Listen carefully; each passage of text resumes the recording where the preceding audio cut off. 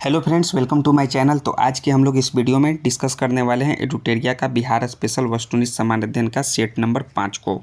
तो यह जो बिहार वस्तुनिष्ठ समान अध्ययन है वो बिहार के अन्य सभी प्रतियोगी परीक्षा के लिए उपयोगी है, जैसे कि आपका बीपीएससी, बीएसएससी, बिहार एसआई, शिक्षक भर्ती, बिहार पुलिस। ठीक है, तो इस बुक में आपको जो टोटल जो है 53 सेट दिए गए हैं।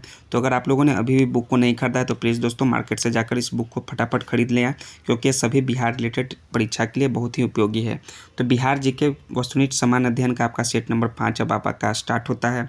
इससे पहले 1 से लेकर 4 प्रैक्टिस सेट हम लोग अलग अलग वीडियो में सॉल्व कर चुके हैं। तो आप हमारे चैनल को विजिट कीजिए, वहाँ एक अलग सा प्लेलिस्ट बना हुआ है एडुटेरिया बिहार स्पेशल जीके, वहाँ पे आपको सभी प्रैक्टिस सेट मिल जाएगा, क्योंकि जो बिहार स्पेशल सेट है वो आपको एग्जाम पॉइंट ऑफ व्यू से काफ़ी इंपॉर्टेंट है। तो चलिए, सेट नंबर 5 का पहला प्रश्न क्या है एडुटेरिया का, कि झारखंड राज्य के विभाजन से पूर्व बिहार में लोकसभा तथा राज्यसभा की सीटों की संख्या क्रमशः कितनी थी। तो झारखंड राज्य के विभाजन से पूर्व जो है वो लोकसभा का सीट बिहार में वो 54 था, और राज्यसभा का सीट जो था वो कितना था, 22 था। ठीक है, तो 54 और 22 यानी ऑप्शन नंबर सी इसका करेक्ट आंसर हो जाएगा, ऑप्शन नंबर सी पहला प्रश्न का। दूसरा है कि बिहार में अब तक कुल कितनी बार राष्ट्रपति शासन लागू किया गया है। तो बिहार में अब तक कुल जो है 8 बार, कितनी बार, कुल 8 बार जो है राष्ट्रपति शासन जो है लागू किया गया है। सो ऑप्शन नंबर सी इसका दूसरा नंबर के प्रश्न का करेक्ट आंसर है। तीसरा है कि निम्नलिखित में कौन राज्यपाल को उसके पद से बर्खास्त कर सकता है।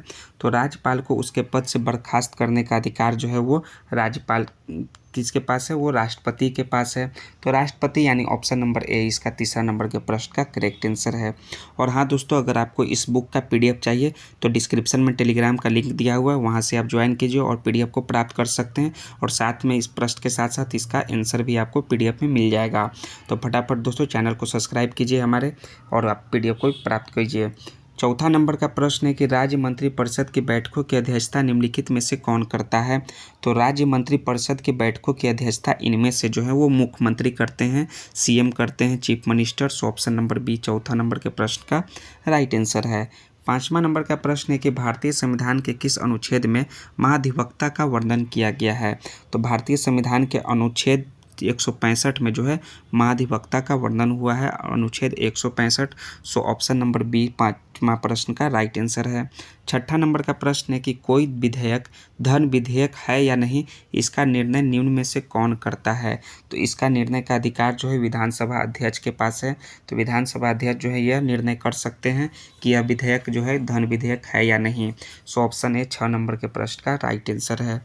सातवां है कि निम्नलिखित में से कौन व्यक्ति बिहार के मुख्यमंत्री के पद पर सबसे कम समय तक रहे हैं। तो सबसे कम समय तक जो रहने वाले मुख्यमंत्री के पद पर हैं वो हैं Satish Prasad Singh. So option number B इसका राइट आंसर है 7 नंबर के प्रश्न का। आठवां है कि दिए गए विकल्पों में से सबसे कम जिला वाला प्रमंडल कौन सा है। तो सबसे कम जिला वाला प्रमंडल का नाम है वो है आपका भागलपुर प्रमंडल। ठीक है, भागलपुर प्रमंडल में सबसे कम जिला है। सो ऑप्शन नंबर ए 8 का राइट आंसर है। 9वां नंबर है किसी राज्य का वैधानिक प्रधान कौन होता है। तो किसी राज्य का जो वैधानिक प्रधान होता है वो होता है गवर्नर होते हैं, यानी राज्यपाल होते हैं वैधानिक प्रधान, याद रखिए। सो ऑप्शन ए 9वां नंबर के प्रश्न का करेक्ट आंसर है। 10वां नंबर का प्रश्न है कि बिहार में लोकसभा हेतु कितनी सीटें जो हैं अनुसूचित जाति के लिए आरक्षित हैं। अनुसूचित जाति यानी एससी लोगों के लिए कितने जो है सीटें आरक्षित हैं, वो है आपके 6 सीटें बिहार के लोकसभा में। तो 6 सीट यानी ऑप्शन नंबर सी 10 का करेक्ट आंसर है। 11 है कि उर्दू भाषा को दूसरी राजभाषा के रूप में मान्यता देने वाला भारत का पहला राज्य कौन सा है। तो उर्दू भाषा को जो है दूसरी भाषा का मान्यता देने वाला राजभाषा का वो है आपका बिहार। बिहार जो है उर्दू भाषा को दूसरे राजभाषा का मान्यता दिया है। सो ऑप्शन ए इसका 11 का राइट आंसर है। 12 है कि जिला परिषद अध्यक्ष अपना त्यागपत्र किसे देता है। तो जिला परिषद अध्यक्ष जो है जिला दंडाधिकारी को अपना त्यागपत्र देता है। सो 12 का ए इसका भी करेक्ट आंसर है।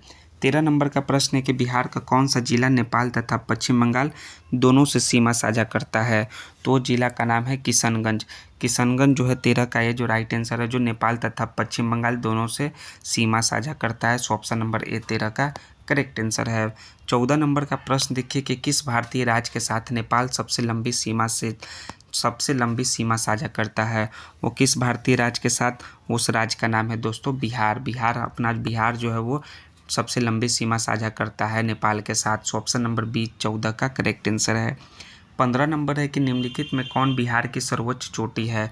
तो सोमेश्वर की श्रेणी जो है बिहार का सबसे ऊंची जो है सर्वोच्च पर्वत चोटी है।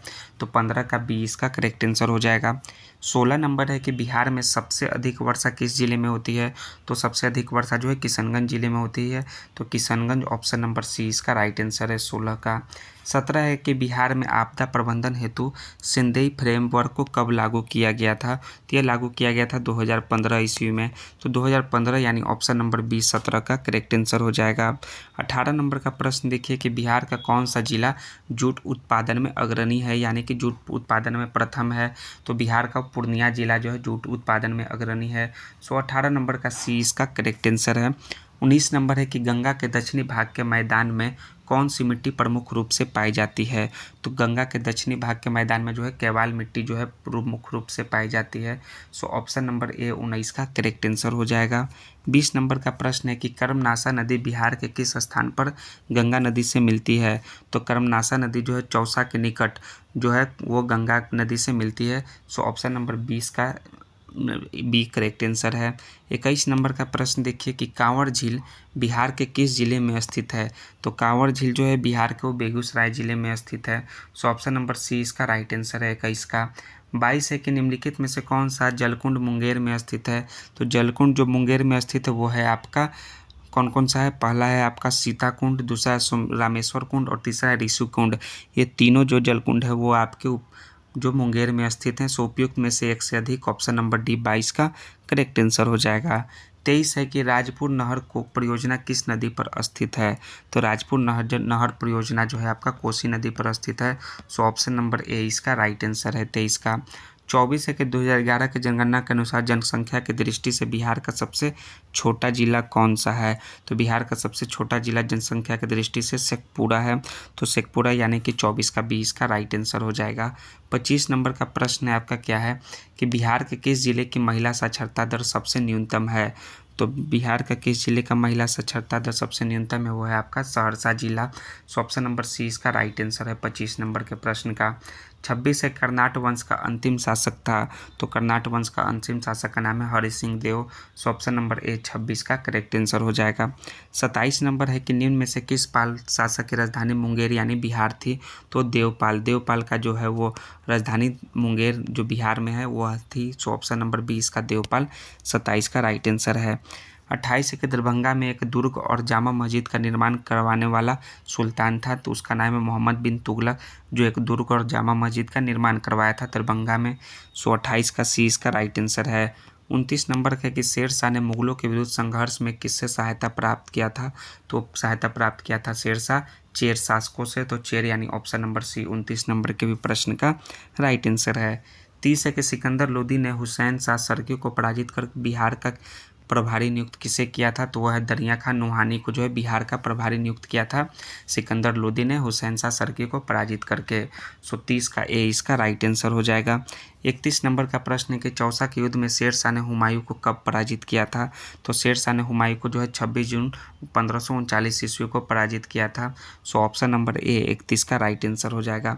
32 नंबर का प्रश्न है कि शेर शाह का प्रशासनिक प्रयोगशाला था। तो शेर शाह का प्रशासनिक प्रयोगशाला जो है वो सासाराम में था। तो सासाराम यानी ऑप्शन नंबर ए 32 का करेक्ट आंसर है। 33 नंबर का प्रश्न देखिए क्या है कि शेर शाह ने अपने शासनकाल में पटना में एक दुर्ग का निर्माण कराया तथा पुनः इस नगर को जो है राजधानी के रूप में विकसित किया। तो इसकी चर्चा है, तो इसकी चर्चा किस पुस्तक में है? तो इसकी चर्चा जो है तारीख है दाऊदी में है। किसमें? तारीख है दाऊदी। सो ऑप्शन नंबर बी 33 का करेक्ट आंसर है। 34 है कि अकबर ने 1580 में बिहार में किसे जो है गवर्नर नियुक्त किया था? तो वह खानम को जो है सूबेदार नियुक्त किया था 1580 में अकबर ने। तो 34 का भी 20 का करेक्ट आंसर हो जाएगा। 35 से किस मुगल शासक के समय में बिहार में सर्वाधिक विद्रोह हुआ? तो मुगल शासक था अकबर। अकबर के समय में बिहार में सर्वाधिक विद्रोह हुआ। तो 35 का ए करेक्ट आंसर हो जाएगा।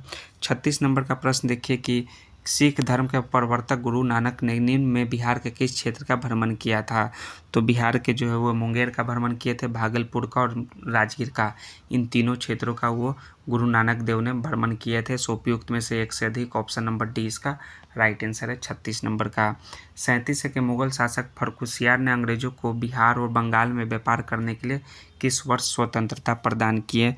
तो स्वतंत्रता प्रदान किए थे 1717 ईस्वी में। सो ऑप्शन नंबर बी इसका करेक्ट आंसर हो जाएगा 37 नंबर के प्रश्न का। 38 है किस मुगल शासक के शासनकाल में अंग्रेजों ने पटना में अपना फैक्ट्री स्थापित किया? तो पटना में अपना फैक्ट्री जो शाहजहाँ के शासनकाल में स्थापित किया था। सो ऑप्शन नंबर बी 38 का करेक्ट आंसर हो जाएगा। 39 है कि अंग्रेजों की पटना फैक्ट्री का प्रधान यानी कि जॉब चार्नक कब बना? ठीक है, जो प्रधान है जॉब चार्नक वो कब बना था? वो बना था दोस्तों 1664 ईस्वी में। सो ऑप्शन नंबर बी 39 का राइट आंसर है। 40 नंबर का प्रश्न है कि बिहार आने वाला पहला अंग्रेजी यात्री था। तो बिहार आने वाला पहला अंग्रेजी यात्री का नाम है रॉल्फ फिच, यानी ऑप्शन नंबर ए 40 का करेक्ट आंसर है।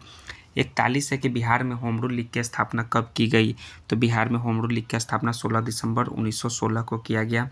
सो ऑप्शन नंबर बी 41 का करेक्ट आंसर है। 42 है कि भारतीय राष्ट्रीय कांग्रेस का 27वां अधिवेशन कहाँ हुआ था? तो 27वां अधिवेशन जो है बिहार के पटना में हुआ था। सो ऑप्शन नंबर बी इसका राइट आंसर हो जाएगा 42 नंबर के प्रश्न का।